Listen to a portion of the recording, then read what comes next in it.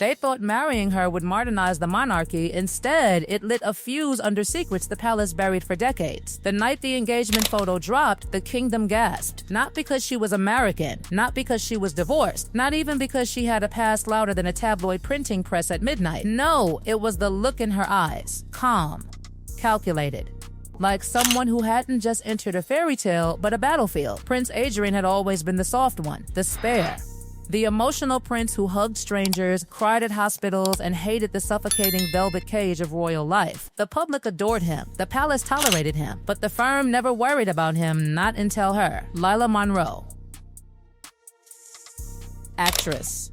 Activist. Interview queen, a woman who could cry on cue and charm billionaires over brunch. She met Adrian at a private charity dinner, and within 6 months, he was canceling lifelong traditions just to be near her. Courtiers whispered it was love. Senior aides whispered something else. Because from the very beginning, Lila moved like someone who already knew the layout of the palace corridors. Before the wedding, there were the coincidences, old contacts resurfacing, strategic friendships, photographers who just happened to be in the right place whenever she stepped out in a new designer look. Staff started noticing she asked very specific questions about security procedures, media contracts, royal finances, not curious fiancé questions, operational questions. Still, the wedding went ahead. A global spectacle. Crowds screaming, cameras flashing. Adrian looked like he'd won the lottery. Lila looked like she'd closed the deal. But here's where the fairy tale cracked. 3 months into the marriage, palace aides logged the first incident. Lila demanded a private meeting with the royal communications secretary without Adrian present. That had never happened before in modern history. Spouses didn't negotiate press strategy alone. She did. And after that meeting, stories started appearing, carefully timed, oddly favorable to her, subtly painting Adrian as emotionally fragile and increasingly dependent on her guidance. Someone was shaping a narrative, and it wasn't the palace. Then came the staff departures. First her assistant, then a housekeeper, then 2 security officers requested transfers. The official line was restructuring. Unofficially, tears, shouting, and at least one staff member leaving a meeting pale as a ghost. One former aide later told a friend, "I've worked for 3 generations of royals. I've never seen psychological chess like that." Adrian didn't see it, or didn't want to. He was in deep, isolated, spending less time with his brother, barely speaking to his father. Every concern raised about Lila was, in his mind, an attack. "You just don't understand her," he'd say. "She's different. She's strong." Strong was one word. By year 2, Lila had shifted from royal newcomer to global brand. Podcasts, foundation deals, production contracts whispered about in Los Angeles boardrooms. Somehow, royal confidentiality walls kept springing mysterious leaks, stories that made her look progressive and brave, while the palace looked cold and outdated. And then came the night everything changed. A closed-door strategy meeting. Senior royals, legal advisors, security heads. On the table, a folder marked Monroe pre-marriage review, a document that had been quietly buried before the wedding to avoid unnecessary complications. It was opened. Inside, financial ties no one had disclosed. Communications with powerful figures she claimed not to know. Overlapping timelines with a former partner that didn't match the public version of her life. Nothing illegal, but enough to suggest Lila had never stumbled into royalty by accident. She had mapped the climb.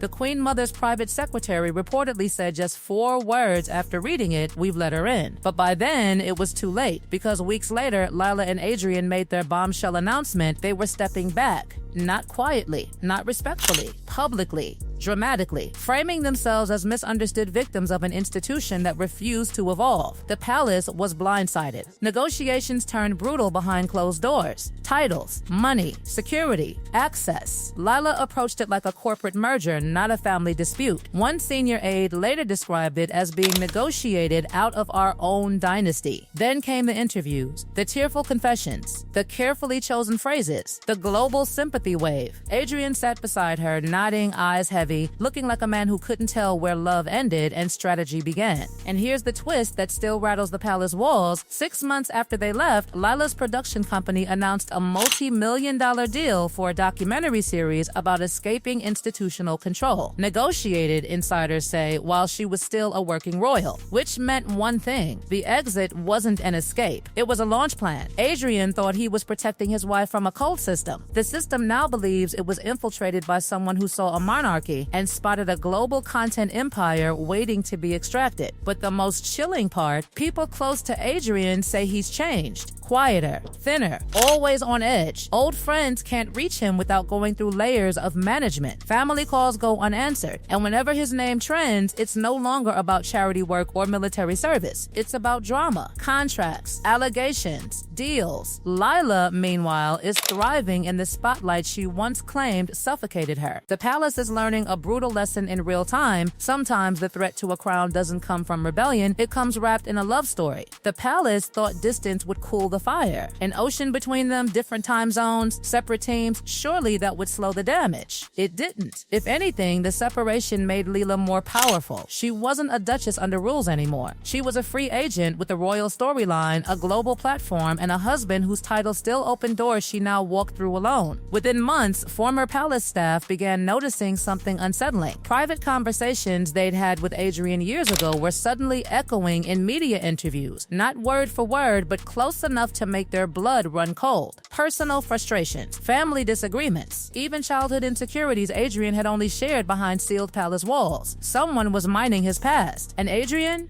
He kept defending her. She's just telling her truth, he'd insist during tense video calls with his father's office. You're just not used to honesty. Honesty wasn't the word being used on the other end of those calls, because behind the scenes, investigators hired quietly by the crown had started assembling a timeline, not of romance, of leverage. They traced when Lila befriended certain journalists, when she formed business connections with streaming executives, when private family tensions somehow turned into global talking points within weeks. The pattern was surgical. Every emotional fracture inside the royal family became content outside it. Then came the book, not written by Lila, not officially, but filled with anonymous sources close to the couple. The tone was unmistakable, sympathetic to her, gently tragic about Adrian, and devastating toward the monarchy. Stories of cold dinners, silent treatments, institutional cruelty. Some moments were exaggerated, some were twisted, a few were completely unrecognizable. But the public didn't know that. Sales exploded, sympathy surged, approval ratings for the monarchy dipped to historic lows among younger generations. For the first time in centuries, the crown wasn't just facing criticism, it was losing the narrative. Inside the palace, one phrase started circulating in hushed tones: emotional extraction. Because every time the family tried to reconcile privately, another grievance surfaced publicly. Every olive branch seemed to turn into a headline. Trust collapsed completely. And still, Adrian stayed. Friends who managed to see him described a man constantly torn between two realities. At home, he was told his family had abandoned him. In the news, he watched them refuse to defend themselves, staying silent out of tradition while their reputations burned. Silence, Lila often told him, was violence. But silence had always been the monarchy's survival strategy. The breaking point came during a private legal negotiation no one outside elite circles knows about. Lila's team proposed a new commercial venture, one that required continued use of royal branding, imagery, and titles in exchange for positive representation. In simpler terms, access for approval. The palace refused, and that's when the tone shifted. Suddenly, interviews grew sharper, accusations less vague, stories more damaging. A senior royal aide later said, "It felt like watching someone slowly turn up the pressure on a vault they couldn't crack." Adrian started missing family events entirely. Calls from his brother went unanswered. Invitations to private gatherings were declined by his team before he even saw them. The distance wasn't just geographic anymore, it was engineered. Then the documentary dropped. Cinematic lighting, soft music, close-up tears. Lila recounting her lonely nights inside gilded cages. Adrian nodding beside her, eyes distant. Archival footage cut to imply tension that had never existed in those moments. Millions watched, millions believed. The monarchy issued no statement, but behind palace gates, a decision was made. They would stop trying to win him back. From that moment on, communication shifted to legal channels only. Emotional appeals ended. Family mediation stopped. The crown, for the first time, treated one of its own not as a lost son, but as a security liability. Because intelligence officials had raised concerns no one wanted to say aloud, Adrian no longer controlled the narrative around him. And narratives in Martin monarchy were power. Meanwhile, Lila's empire expanded. Lifestyle brand, speaking tours, a memoir rumored to be worth more than some royal estates. She spoke about reclaiming voice, surviving hierarchy, breaking generational control. Each phrase landed like a dagger wrapped in velvet. And Adrian?